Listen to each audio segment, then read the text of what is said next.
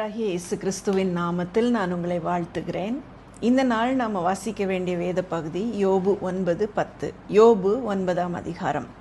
அதற்கு யோபு பிரதியுத்தரமாக, ஆம், காரியம் இப்படி இருக்கிறது என்று அறிவேன். தேவனுக்கு முன்பாக மனுஷன் நீதிமானாய் இருப்பது எப்படி?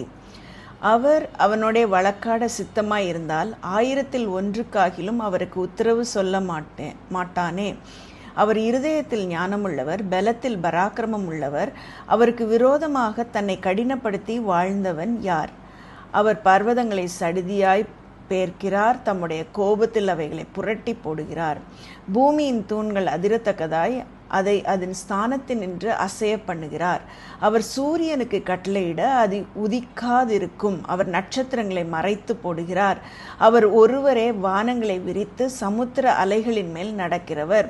அவர் துருவ சக்கர நட்சத்திரங்களையும் மிருக சீரிஷத்தையும் அருமீனையும் தட்சண மண்டலங்களையும் உண்டாக்கினவர். ஆராய்ந்து முடியாத பெரிய காரியங்களையும் எண்ணி முடியாத அதிசயங்களையும் அவர் செய்கிறார். இதோ அவர் என் அருகில் போகிறார், நான் அவரை காணேன். அவர் கடந்து போகிறார், நான் அவரை அறியேன். இதோ அவர் பறித்து கொண்டு போகிறார், அவரை மறிப்பவன் யார்? நீர் என்ன செய்கிறீர் என்று அவரை கேட்பவன் யார்? தேவன் தம்முடைய கோபத்தை திருப்ப மாட்டார். ஒருவருக்கொருவர் துணை நிற்க அகங்காரிகள் அவருக்கு அடங்க வேண்டும். இப்படி இருக்க அவருக்கு மறுமொழி கொடுக்கவும் அவருடைய வழக்காடும் வார்த்தைகளை தெரிந்து கொள்ளவும் நான் எம்மாத்திரம்?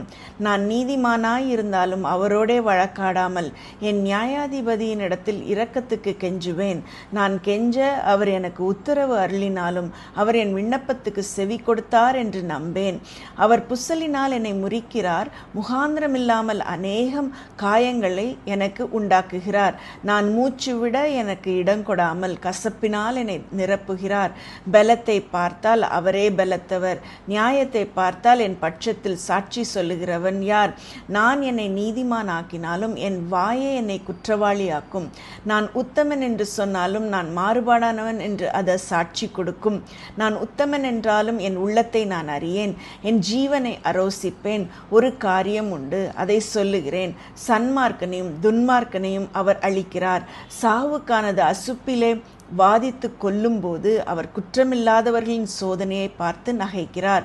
உலகம் துன்மார்க்கர் கையில் விடப்பட்டிருக்கிறது, அதிலிருந்து நியாயாதிபதிகளின் முகத்தை மூடி போடுகிறார். அவர் இதை செய்கிறதில்லை என்றால் பின்ன யார் இதை செய்கிறார்? என் நாட்கள் அந்நியர்காரர் ஓட்டத்திலும் தீவிரமாயிருக்கிறது. அவைகள் நன்மையை காணாமல் பறந்து போம். அவைகள் வேகமாய் ஓடுகிற கப்பல்களைப் போலவும் இரையின் மேல் பாய்கிற கழுகை போலவும் கடந்து போகிறது. என் அங்கலாய்ப்பை நான் மறந்து என் முகத்தின் துக்கத்தை மாற்றி திடன் கொள்வேன் என்று சொன்னால் என் வருத்தங்களை பற்றி பயமாயிருக்கிறேன். என்னை குற்றமில்லாதவனாக எண்ண மாட்டீர் என்று அறிவேன். நான் பொல்லாதவனாய் இருந்தால் விருதாவாய் போராட வேண்டியது என்ன? நான் உறைந்த மழை தண்ணீரில் முழுகி என் கைகளை சவுக்காரத்தினால் சுத்தம் பண்ணினாலும் நீர் என்னை சேற்று பள்ளத்திலே அமிழ்த்துவீர். அப்பொழுது என் வஸ்திரமே என்னை அருவருக்கும். நான் அவருக்கு பிரதியுத்தரம் சொல்லுகிறதற்கும் நாங்கள் கூடி நியாயத்திற்கு வருகிறதற்கும் அவர் என்னை போல் மனுஷன் அல்லவே. எங்கள் இருவர் மேலும் தன் கையை வைக்கத்தக்க மத்தியஸ்தன் எங்களுக்குள் இல்லையே. அவர் தமது மிலாற்றை என்னை விட்டு அகற்றுவாராக. அவருடைய பயங்கரம் என்னை கலங்க பண்ணாதிருப்பதாக. அப்பொழுது நான் அவருக்கு பயப்படாமல் பேசுவேன். இப்பொழுதோ அப்படி செய்ய இடமில்லை. யோபு 10ஆம் அதிகாரம். என் ஆத்துமா ஜீவனை அரோசிக்கிறது. நான் என் துயரத்துக்கு எனக்குள்ளே இடம் கொடுத்து என் மனசஞ்சலத்தினாலே பேசுவேன். நான் தேவனை நோக்கி என்னை குற்றவாளி என்று தீர்க்காதிரும். நீர் எது நிமித்தம் என்னோட வழக்காடுகிறீர்?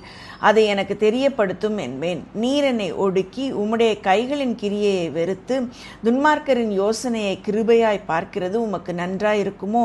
மாம்ச கண்கள் உமக்கு உண்டோ? மனுஷன் பார்க்கிற பிரகாரமாய் பார்க்கிறீரோ?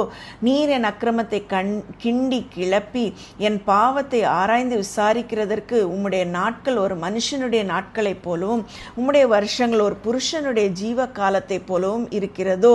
நான் துன்மார்க்கன் அல்ல என்பது உமக்கு தெரியும். உம்முடைய கைக்கு என்னை தப்புவிக்கிறவன் இல்லை. உம்முடைய கரங்கள் என்னையும் எனக்குரிய எல்லாவற்றையும் உருவாக்கி படைத்திருந்தும் என்னை நிர்மூலமாக்குகிறீர். களிமண் போல என்னை உருவாக்கினீர் என்பதையும் என்னை திரும்ப தூளாக போக பண்ணுவீர் என்பதையும் நினைத்தருளும். நீர் என்னை பால் போல் வார்த்து தயிர் போல் உறைய பண்ணினீர் அல்லவோ. தோலையும் சதையும் எனக்கு தரித்து எலும்புகளாலும் நரம்புகளாலும் என்னை இசைத்தீர். எனக்கு ஜீவனை தந்ததும் அல்லாமல் தயவையும் எனக்கு பாராட்டினீர். உம்முடைய பராமரிப்பு என் ஆவியை காப்பாற்றினது. இவைகள் உம்முடைய உள்ளத்தில் மறைந்திருந்தாலும் இது உமக்குள் இருக்கிறது என்று அறிவேன். நான் பாவம் செய்தால் அதை நீர் என்னிடத்தில் விசாரித்து என் அக்கிரமத்தை என் மேல் சுமத்தாமல் விடீர். நான் துன்மார்க்கனாயிருந்தால் எனக்கு ஐயோ. நான் நீதிமானாயிருந்தாலும் என் தலையை நான் எடுக்க மாட்டேன். அவமானத்தால் நிரப்பப்பட்டேன். நீர் என் சிறுமையை பார்த்தருளும். அது அதிகரிக்கிறது. சிங்கத்தைப் போல என்னை வேட்டையாடி எனக்கு விரோதமாய் உமது அதிசய வல்லமையை விளங்க பண்ணுகிறீர். நீர் உம்முடைய சாட்சிகளை எனக்கு விரோதமாய் இரட்டிக்க பண்ணுகிறீர். என் மேல் உம்முடைய கோபத்தை அதிகரிக்க பண்ணுகிறீர். போராட்டத்தின் மேல் போராட்டம் அதிகரிக்கிறது. நீர் என்னை கர்ப்பத்திலிருந்து புறப்பட பண்ணினது என்ன? ஒரு கண்ணும் என்னை காணாதபடி நான் அப்பொழுதே ஜீவித்து போனால் நலமாமே. நான் ஒரு காலம் இல்லாதது போல் இருந்து கர்ப்பத்திலிருந்து பிரேத குழிக்கு கொண்டு போகப்பட்டிருப்பேன். என் நாட்கள் கொஞ்சமல்லவோ.